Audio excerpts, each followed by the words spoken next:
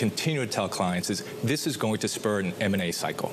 What we've seen over the last couple months is bid-ask spreads have widened. Now that we know taxes, we can price things better, and we know how to fund them. So the bid-ask spread narrows. In addition to that, the creative destructive process never occurred in its entirety. The Fed flooded the market with liquidity. There's still too much. I think one has just to follow the media reports of this year as to what is happening to the terrorists in Jammu and Kashmir, and the inadequate knowledge of those who have some misgivings about fighting terrorism. Intentions of this government would absolutely become clear. No government in the past has had a track record that the present government has had in fighting terrorism. It's all the more surprising that yesterday they were in denial about this meeting, and today, instead of accepting this as a misadventure, they try to blame those who are raising this issue.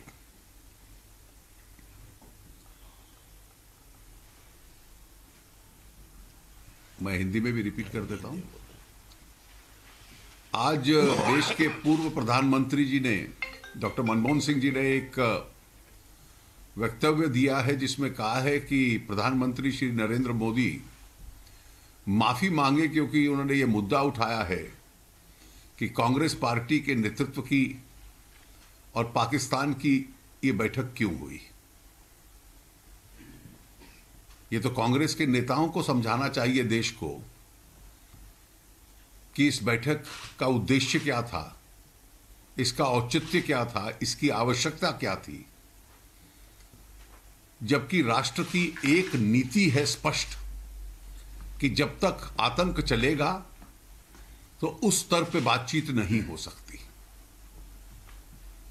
उस राष्ट्रीय नीति का सभी जिम्मेवार लोग पालन करते हैं और जो मुख्य विपक्षी दल होता है वो भी देश का एक अटूट प्रमुख अंग रहता है और उससे भी ये अपेक्षा रहती है कि जो देश और राष्ट्र की नीति है उसके अनुकूल वो अपनी राजनीतिक कार्रवाई करे।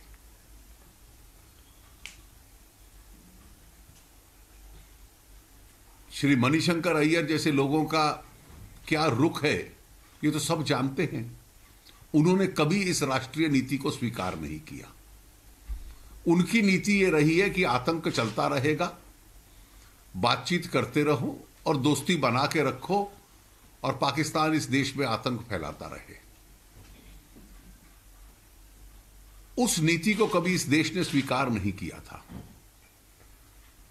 लेकिन उनका न्योता स्वीकार कर लेना यह एक बहुत बड़ी भूल थी कांग्रेस पार्टी के शीर्ष नेतृत्व की, और उसमें जाकर पाकिस्तानी प्रतिनिधिमंडल से बात करना और आज जो किया कि इस भूल को स्वीकार करने की बजाय, जिसको मैं एक मिसएडवेंचर कहता हूं, आक्रामक हो जाना और कहना कि प्रधानमंत्री इसको मुद्दा उठाया प्रधानमंत्री ने, उसके लिए क्षमा मांगे। क्षमा तो उनको माननी चाहिए थी जिन्होंने इस राष्ट्रीय नीति का उल्लंघन किया है, और कम से कम देश को समझाना चाहिए कि इस वक्त इस तरह की बैठक के पीछे औचित्य क्या था और क्या विषय थे जो बैठक में उठाने की आवश्यकता पड़ी हुई थी। पहले भी इस प्रकार के मिसएडवेंचर्स किए। एक शार्मल शेख में था कि जब समझौता किया तो उसमें यह भी नहीं लिखा कि जब तक आतंक चलेगा पाकिस्तान की भूमि से तब तक बातचीत नहीं होगी। बलूचिस्तान का जिक्र उस दस्तावेज में आने दिया और उसके बाद इस देश को बहुत मेहनत करनी पड़ी कि उस समझौते में से बाहर निकलने के लिए। और इसलिए आक्रामक होकर यह कहना कि इस सरकार का ट्रैक रिकॉर्ड क्या है आतंक के खिलाफ, पिछले 10-11 महीने में केवल देश के समाचार पढ़ लें कि जम्मू कश्मीर में जो आतंकवादियों का हाल हमारी सुरक्षा फोर्सेस कर रही हैं, अगर उसकी स्पष्टता इनको मिल जाए और उसकी जानकारी मिल जाए तो शायद इस प्रकार का प्रश्न उठाने का कोई आवश्यकता नहीं थी। मैं मानता हूं कि कांग्रेस पार्टी के शीर्ष नेतृत्व की यह भूल थी। मणिशंकर अय्यर जैसों की लाइन को स्वीकार करना अपने आप में बिल्कुल गलत था, और उस गलती का ये उत्तर देने के लिए पूर्व प्रधानमंत्री स्वयं को शील्ड बना ले कि मेरा राजनीतिक जीवन एक सबूत है और उसको एक शील्ड के रूप में इस्तेमाल करें, इसकी कोई आवश्यकता अपने आप में नहीं थी। धन्यवाद। You know, the point that the Congress is making is that the charge that the Prime Minister made was about Gujarat elections, were discussed by the Pakistan High Commissioner. Dr. Manmohan Singh in his statement very categorically denies it, and he says all those diplomats who were present there, as well as journalists or anybody else, can vouch and say, and you, See, why don't you act please, against let us be very clear. The Prime Minister also quoted an officer of the armed forces of Pakistan in relation to what comments some of them have been making about the elections. And therefore, what was the context and the need for having this meeting altogether? When there is a declared national policy, our DGMOs may interact, we have diplomatic relationship, but at a certain level we are not talking at the moment. Isn't an opposition party a part of the Indian state? Of course they are. And therefore, are they not expected to toe what's an Indian national line? So you're saying that they should not have no Indian political leader, whatever it is, should have nothing to do with any Pakistan. Did they ask? I'm asking you. I'm just asking. When a former Prime Minister has a meeting of this kind, does he ask the Foreign Office? He doesn't require to. It's not required. He's not required, and he's a private individual. Listen, he or former vice president are not required to. Let's be very clear. There are past precedents. There are practices. Routine meetings can be held with when diplomats ask for an appointment, but certain sensitive meetings when they are asked for, even opposition leaders. We've taken when we were in opposition, the Foreign Office's not before we agreed to meet people. Did the government have prior information that this dinner is going to happen? I'm sure some the concerned people may have known. I would not know. Sir, also they made it very clear that Gujarat was not discussed. Well, I don't know. The fact is, what is the context? What was the context? What was the relevance? What was the necessity of having this meeting? I'm on a much larger question. उन्होंने बात हो कि सिर्फ गुजरात में हार रहे हैं इसलिए ऐसे बयान दिए जा रहे हैं। देखिए वो तो परिणाम आपको 18 तारीख को नजर आ जाएगा। अभी तक तो कोई पोल हमें इस तरह से हारते हुए नहीं दिखा रही। और आज एक कोई फेक सर्वे भी आ गया ना, कोई fake survey. But don't you feel, sir, honestly, in this whole thing, the office of the Prime Minister, former Prime Minister, and the Prime Minister in this war of words has really demeaned the whole debate? I don't think in democracy debate ever demeans an office. When you have meetings of this kind, you should be prepared that questions will be asked. If any one of us defies a national line and does something which is out of the ordinary, inconsistent with India's line, we should be prepared to answer questions on that ground. And should they be also acted against for anti-treason or anti-India? I am not going to this effect. Why are you putting words in my mouth? No, I'm just saying because this is you're saying it's a misadventure. So shouldn't they be charged for treason? No. That is what the Congresses are saying. That is the reason why. You see, a misadventure is a political misadventure. It has a political cost. Thank you. Thank you.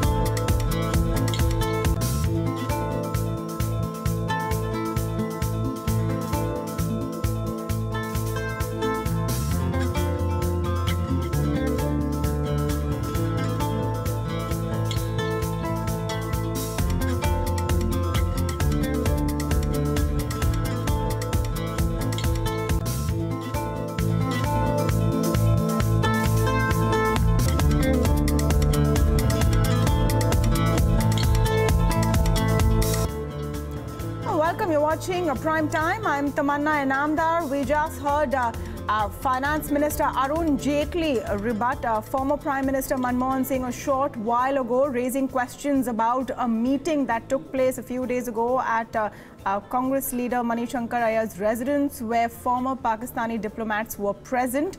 Now let's give you context to this entire story. Former Prime Minister Manmohan Singh has launched a sharp attack on Prime Minister Modi over his remarks on alleged Pakistani influence on Gujarat polls. Dr. Singh claimed that Modi is setting a dangerous precedent and asked the Prime Minister to apologize to the nation. Singh rejected Modi's comments and said that he did not discuss Gujarat at the dinner hosted by Manishankar Ayyar for former Foreign Minister of Pakistan Khurshid Kasuri. He also hoped that Prime Minister Modi would show the maturity required of the office he holds and said his comments show, and I'm quoting here, desperation as he fears defeat in Gujarat. Dr. Singh's comments came in response to Prime Minister Modi's comments in an election rally in Palanpur in Gujarat. Modi had suggested that Pakistan was trying to influence the Gujarat elections. He also claimed some Pakistani officials and Manmohan Singh met at Congress leader Manishankar Ayyar's house over dinner on December 6th. Let's listen in to what Prime Minister Modi had said.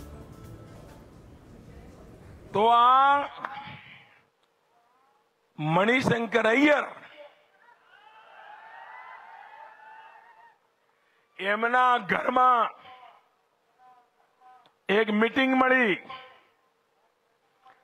પાકિસ્તાનના high commissioner, પાકિસ્તાનના ભૂતપૂર્વ વિદેશ મંત્રી, ભારતના ભૂતપૂર્વ ઉપરાષ્ટ્રપતિ શ્રીમાન અંસારીજી, ભારતના ભૂતપૂર્વ મુખ્ય પ્રધાનમંત્રી શ્રીમાન મનમોહન સિંહજી, 3 કલાક મીટિંગ ચાલી અને બીજા દાડે એમણે કહ્યું મોદી નીચ છે. હવે મને કહો ભાઈ, દાળમાં કઈ કાળું છે કે નથી? સવાલ ઉભો થાય કે ના થાય? કોંગ્રેસે જવાબ આપવો પડે કે ના આપવો પડે?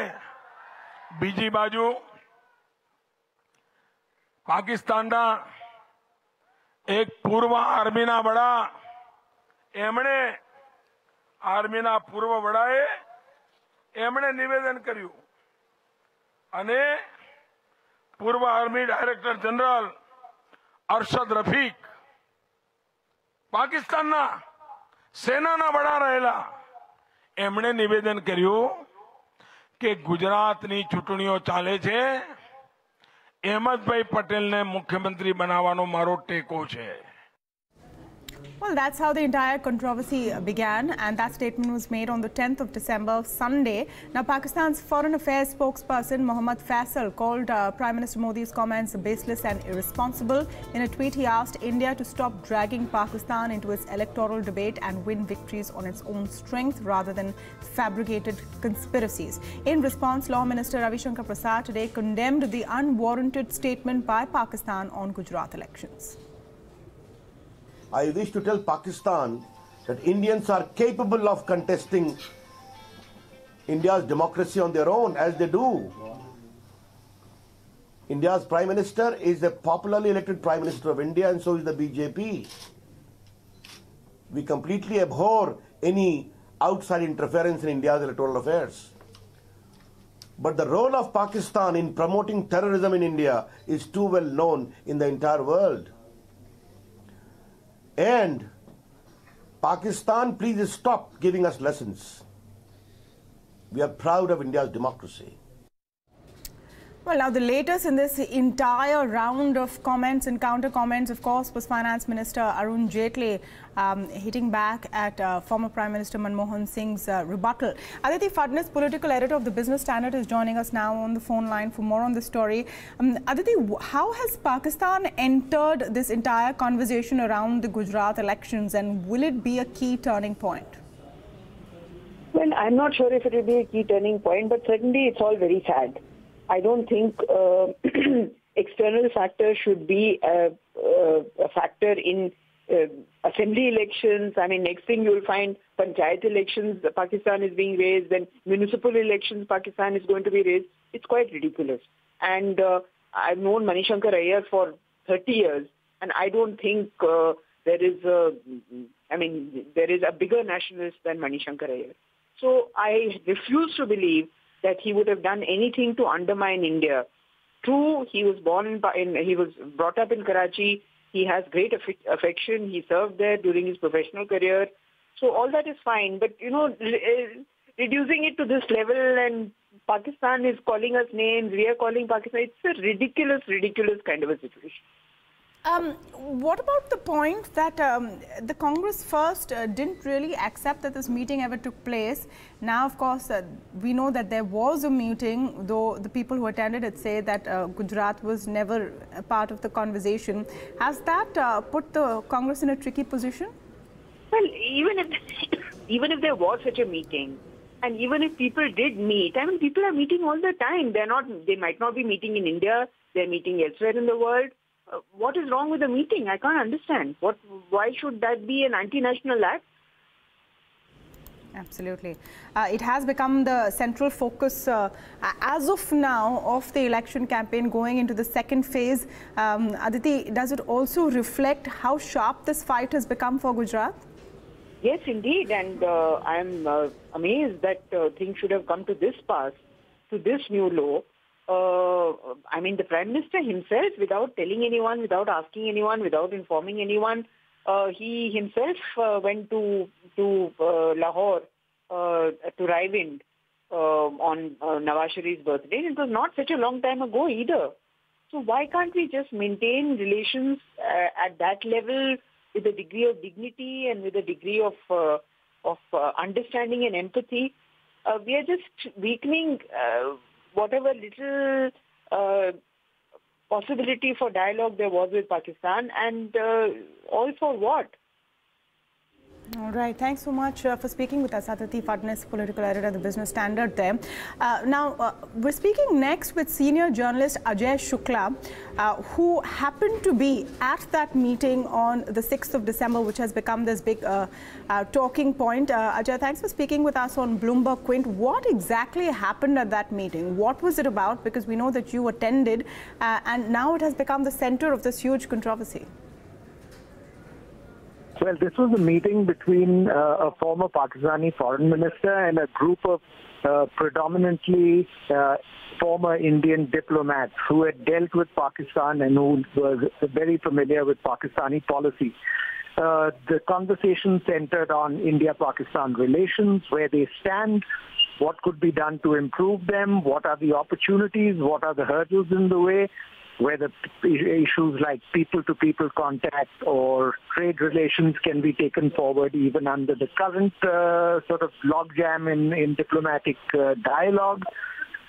These were the kind of issues that were discussed. And since Mr. Kasuri was here to promote his book, he's just releasing his book in India, he spoke at length about the book and about the former dialogue between the Prime Minister Manmohan Singh regime and President Musharraf's representative, and how that could possibly be taken forward. I would like to clarify that the word Gujarat was not used to my recollection, and certainly there was no discussion about the Gujarat elections.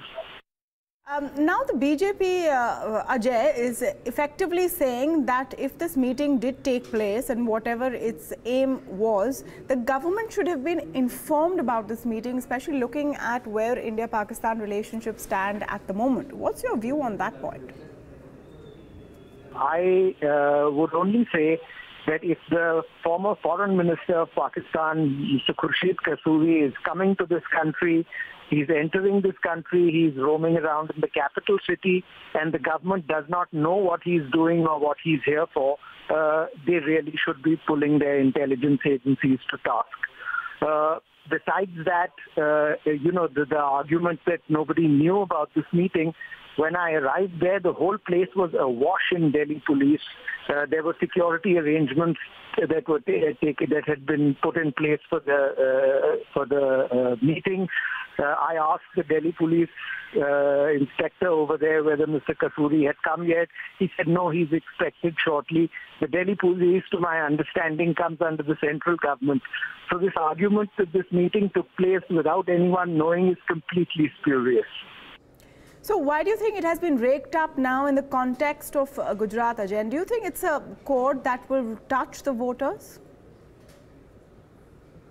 I can only say that the argument that a former Prime Minister, a former Vice President, Army Chief, 2 Foreign Secretaries, 4 former Indian ambassadors to Pakistan, the argument that a galaxy of eminences like this could be conspiring with a Pakistani foreign minister to derail the BJP's chances in a Gujarat election are so far-fetched as to really boggle the mind. I can only assume that Mr. Modi has sort of decided that the Gujarat election is so important that it is perfectly okay to slander former distinguished people who have served India all their lives, and including a former Prime Minister. I don't think that this will fly. The people of Gujarat are far too clever, far too intelligent to be taken in by hogwash like this. I think this is just a diversionary political tactic. All right, thanks so much, Ajay Shukla, for speaking with us, senior journalist who was actually at that meeting, which has now become quite a big political controversy in the context of Gujarat.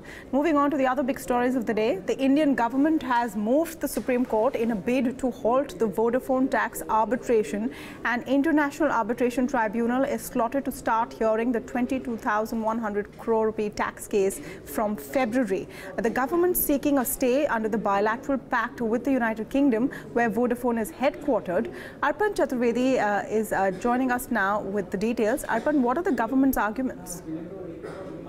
Well, basically what Centre has moved against the Supreme Court is the Delhi High Court order which relates to the dispute between the Indian government and Vodafone as far as the appointment of arbitrators in the second arbitration case that's going on between the two sides is concerned. Now remember, this arbitration case itself manifests from the Vodafone tax case where the Bombay High Court first ruled that Vodafone was liable to pay taxes as far as the Hutchison deal was concerned, which was of course overturned by the Supreme Court, which held that Vodafone is not liable to pay any taxes for that transaction. Subsequent to that, the then government had introduced a clause in the finance bill which, according to them, made Vodafone once again liable to pay the taxes since it was with the retrospective effect.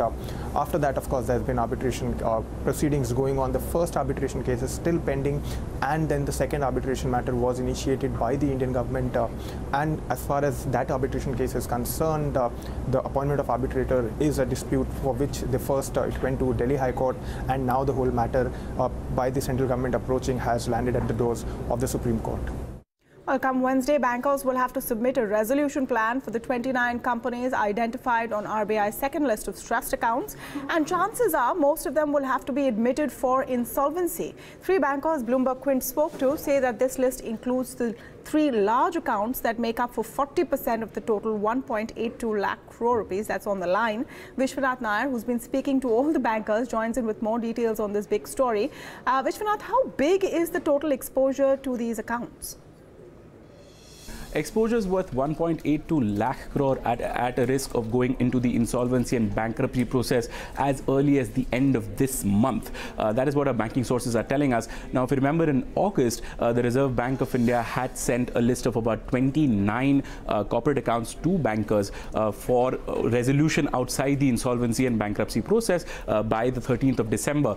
If the bankers had failed in securing any kind of resolution process for these accounts, they would go into the NCLT for an insolvency proceeding. Now, what bankers are telling us is that out of 29 accounts, the banking sector has an exposure of about 1.82 lakh crore, and nearly 40%, that's about 70,000 crore worth of exposure is concentrated in only 3 accounts. That's IVRCL Limited, Videocon Industries, and Jaiprakash Associates. What bankers are also telling us is that they had identified about 11 out of these 29 accounts which could be resolved outside the NCLT process. However, of these 11, only 4 or 5 are anywhere close to a real resolution plan. Now, bankers have been holding a very high provisioning in all of these accounts for a very long time because they have been NPAs for a while, so they have been providing for these accounts over the last few financial years. So therefore, if these accounts do end up going into the insolvency and bankruptcy process, the provisioning hit that was expected on the bankers' books, that will not be as high as what some people would have worried. Well, thanks so much for that, Vishwanath. Now, sale of passenger vehicles recovered from the slump in October and have risen in November. This is a consequence of low base effects due to demonetization and a rise in exports. CM data shows that automakers sold 14% more passenger vehicles at 2.8 lakh units in November compared to last year. Total domestic sales rose 24% over the year to 19.4 lakh units. Moreover, the industry body maintained its forecast of 8 to 10% growth in domestic sales in the coming financial year. Sale of two-wheelers jumped 23.5% to 1.5 lakh units, while that of commercial vehicles rose by half to 68,846 units. Sale of passenger cars rose 4.5% to 1.81 lakh units. Finance Minister Arun Jaitley says that India's growth remains impressive despite subdued global economic growth. Speaking at the 5th pre-budget consultation meeting in New Delhi, Jaitley said that growth in the second quarter marks a reversal in the declining trend of growth witnessed in previous quarters. He also said that the government will stick to its fiscal roadmap. Jaitley said that fiscal targets have been achieved due to focus of expenditure rationalization and plugging of loopholes in public expenditure through DBT. And the New York Police Department is responding to reports of an explosion in Manhattan. NYPD has said that the origin of the explosion is unknown. The A, C and E lines of the New York subway are being evacuated currently. The New York City Fire Department has confirmed the number of injuries at 4. One suspect is in police custody. Well, to talk more on Rahul Gandhi's elevation, we'll be joined very soon by Sam Pitroda, chairman of the Overseas Congress, right here on Primetime Debate. It's quite a coup. He's the man credited with Rahul Gandhi's new political avatar.